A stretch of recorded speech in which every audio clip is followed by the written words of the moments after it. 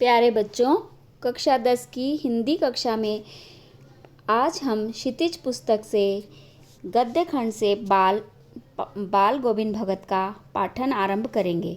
बच्चों, पाठ आरंभ करने से पहले मैं सभी अभिभावकों का धन्यवाद करना चाहती हूँ कि हमारे इस कार्य में वे अपना पूर्ण सहयोग देकर कार्य को सफल बना रहे हैं। साथ ही बच्चों, आपसे यह अनुरोध भी कर रही हूँ कि अपना सभी कार्य यथा समय करते रहें और एकाग्रचित्त होकर सभी कार्य याद भी करते रहें। तो आइए पाठ का आरंभ करते हैं।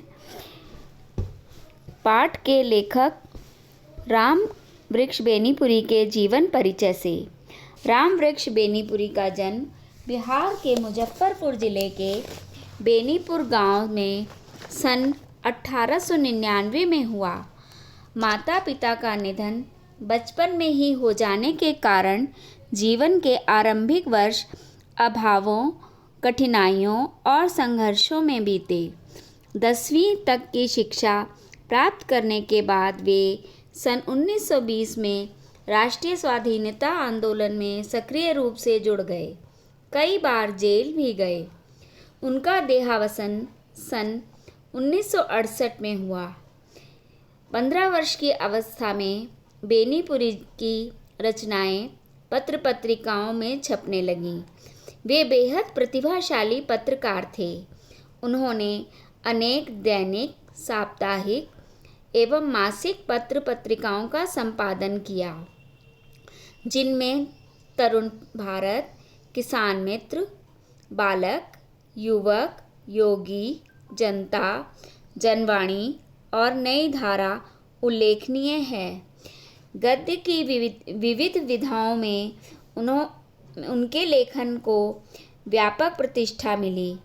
उनका पूरा साहित्य बेनीपुरी रचनावली के 8 खंडों में प्रकाशित है।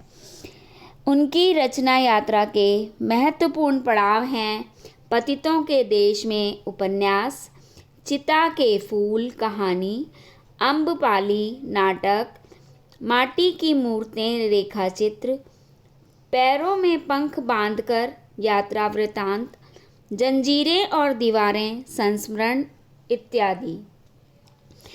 उनकी रचनाओं में स्वाधीनता की चेतना, मनुष्यता की चिंता और इतिहास की युगानुरूप व्याख्या है। विशिष्ट शैलीकार होने के कारण उन्हें कलम का जादूगर कहा जाता है। अब मैं आपको इस पाठ के अंतर्गत वे अपनी बात किस तरह से पहुंचाना चाहते थे उसके बारे में वर्णन करूंगी। बाल गोविंद भगत रेखा चित्र के माध्यम से लेखक ने एक ऐसे विलक्षण चरित्र का उद्घाटन किया है जो मनुष्यता, लोक संस्कृति और सामूहिक चेतना का प्रतीक है। वेशभूषा या बाह्य अनुष्ठानों से कोई सन्यासी नहीं होता। सन्यास का आधार जीवन के मानवीय सरोकार होते हैं। बाल गोविंद भगत इसी आधार पर लेखक को सन्यासी लगते हैं। यह पाठ सामाजिक रूढ़ियों पर भी प्रहार करता है। इस रेखा चित्र की एक विशेषता यह है कि बाल गोविंद भगत के माध्यम से ग्रामीण जीवन की सजीव झांकी देखने को मिलती है। या हम यह भी कह सकते हैं, रेखा चित्र शैली में रचित इस पाठ के अंतर्गत लेखक ने एक ऐसे पात्र का चित्रण किया है जो कबीर के आदेशों पर चलते हुए अपने जीवन का निर्वाह करता है। ग्रामीण परिवेश को चित्रित करने के साथ साथ इस पाठ में ग्रामीण संस्कृति को भी प्रस्तुत किया गया है। बाल गोविंद भगत के बाह्य व्यक्तित्व से यह भी बताने का प्रयास किया गया है कि सन्यासी जीवन का आधार बाह्य व्यक्तित्व नहीं हो अपितु मानवीय सरोकार होता है।